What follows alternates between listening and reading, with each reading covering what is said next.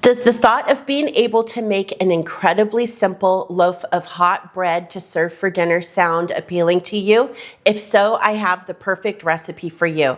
Hi, my name's Nancy. Welcome back to Nancy's Homestyle Kitchen, where I share how to cook real food with simple ingredients and no pressure to be perfect. So it is 8:41 this morning. I am gonna head out to church, but I wanna make soup for dinner tonight, and I just wanna serve that with a nice, fresh, hot loaf of bread. So I'm gonna show you how to make this no-knead artisan bread. It is 4 simple ingredients. Let's get started. To my bowl, I'm gonna add 1.5 cups of warm water. Now this is water that is warm, like you would warm up a baby bottle or you would give a baby a bath in. You don't want it hot because that will damage the yeast. So just make sure it's baby bottle warm. To this, I have instant yeast. I'm gonna add 1/2 teaspoon of instant yeast to the water. I'm gonna give it a whisk. Now, because it's instant yeast, we don't have to activate this for about 5 minutes and let it bubble up. I know this is a fresh pack of yeast that I just opened maybe a month or so ago, and I do keep it in a jar in my refrigerator, so I know this is good. You can use just regular yeast. You would want to add a little bit of sugar, the yeast, into like about a cup of water and let it activate and then add all the ingredients. But this instant yeast works really, really well.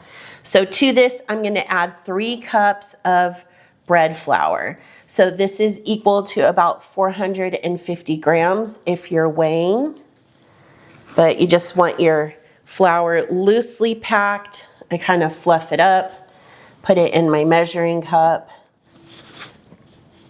Okay. 3 cups, 450 grams of bread flour. And finally, we're gonna add 2 teaspoons of salt. You can use, I like sea salt or this real salt. I don't use iodized salt at all. 2 teaspoons, that's good. Okay, so I have a Danish whisk or a dough hook, or you could just totally use a spatula. And you wanna just incorporate this into the water. And really, this is so simple. What I like is I could do this in the morning if I even just throw something in the crock pot and then I wanna have bread, I could put stuff in the crock pot. You guys, this is literally taking like 5 minutes to get all the ingredients out and put it together.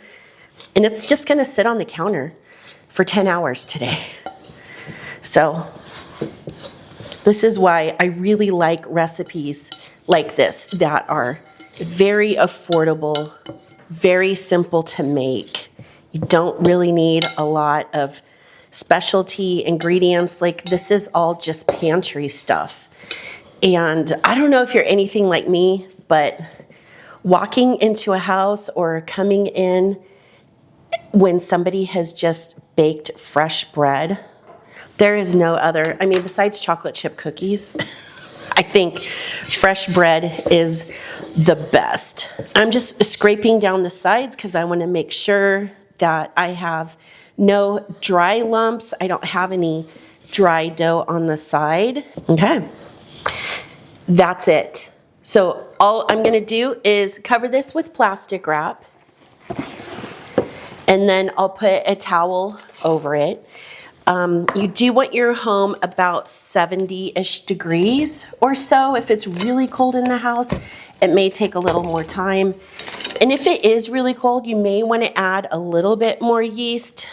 I think the deal with adding the 1/2 teaspoon of yeast instead of like a traditional pack of yeast, I think is 2¼ teaspoons, is this is going to let it slow rise throughout the day, which is going to help build the flavor of the bread. So if it's colder in your house, just add a little bit more yeast and play around with it. But really, it is this simple. I'm just gonna let this sit here, and then when we come back, I'll show you how we bake it. It's been about 9.5 hours since we got this put into the bowl. I have my oven preheating to 450 degrees. I have my Dutch oven in the oven also preheating with the lid off. And what we need to do is take this dough out, put it onto a floured surface, form it into a ball, and we're gonna let it sit for the last 30 minutes. So that'll give us time for this to kind of set up and for the oven to preheat and for that Dutch oven to heat thoroughly through. So we want to have a really good floured work surface. So then I'm gonna put some over here for my hands.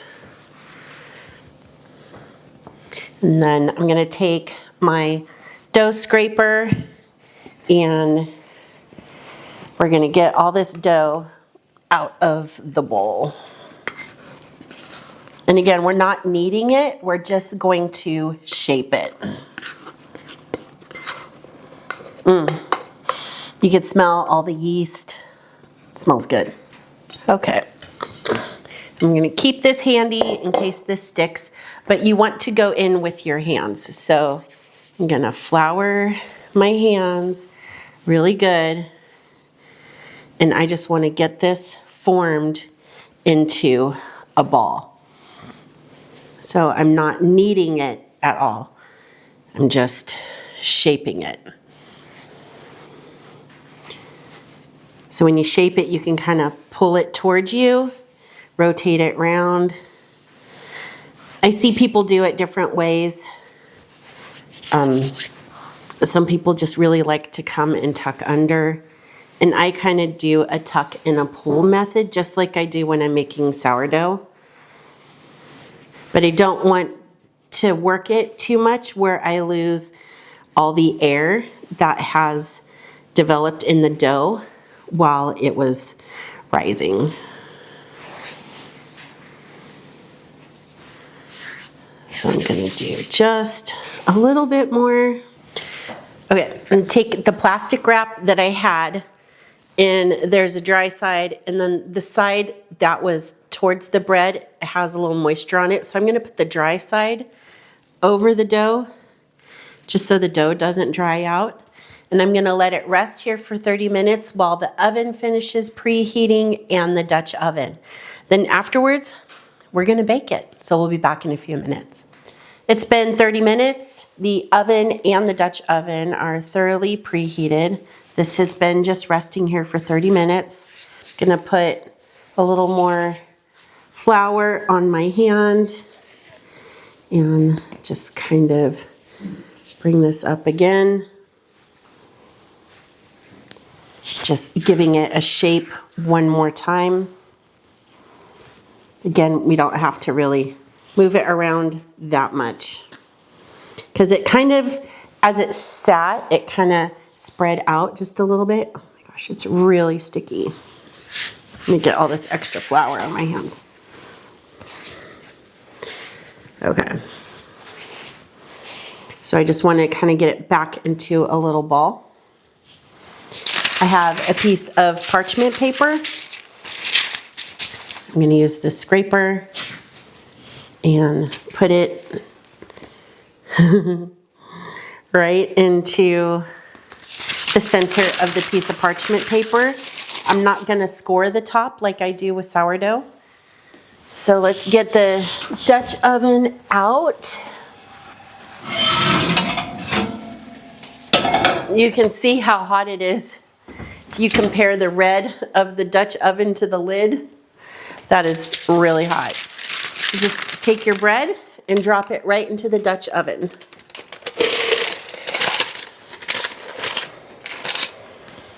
Okay, this lid is not hot because it was not on there. Now I'm gonna put it on. And we are going to put it in the oven for 30 minutes with the lid on the center rack. So I'm gonna set my timer for 30 minutes, and then after 30 minutes, we'll take the lid off and bake it for about another 12 minutes, and our bread will be done.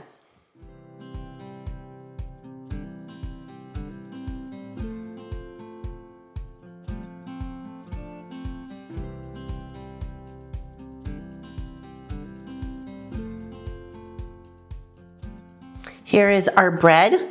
I just want to lift it carefully by the parchment paper and take it out of the extremely hot Dutch oven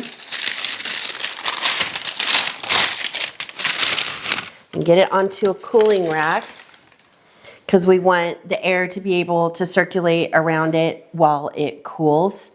This is so hot, it smells wonderful. I'm gonna let it sit for a couple minutes before we cut into it and try it. The bread has been sitting here for about 10 minutes. It's still really warm, but it's not super, super hot like it was when we took it out. So let's see if you can hear how crunchy it is. Hopefully you can hear that through my microphone. Ooh, nice and crunchy. You should really let this completely cool because when you cut into warm bread, it could get a little gummy. But who has time to wait to cut into hot bread? So, and plus warm bread is just the best. You can see all the steam coming up. And here is our no-knead artisan bread. Super easy. This recipe comes from the back of the Bob's Red Mill artisan bread flour bag. There's a couple other recipes on there. I haven't tried them. But this, if you don't want to go through the hassle of sourdough and feeding a starter and then doing the stretch and folds and everything that goes with the sourdough, this is a really great option, and you see how simple it is. Something you can literally throw together 5 minutes in the morning before you're on your way out the door. Let it sit on your counter all day. When you come home, put your Dutch oven in the oven, crank it up to 450, turn it out, let it kind of sit there for 30 minutes, and then put it in the oven and bake it. And within 45 minutes, while you're baking this, you can get your soup ready or your stew or whatever else you're having for dinner, and you're gonna have a hot loaf of bread for your family. Anyway, thank you for joining me. I hope you like this video. If you did, please hit that like and subscribe button, and I will be back next week with another recipe from my kitchen.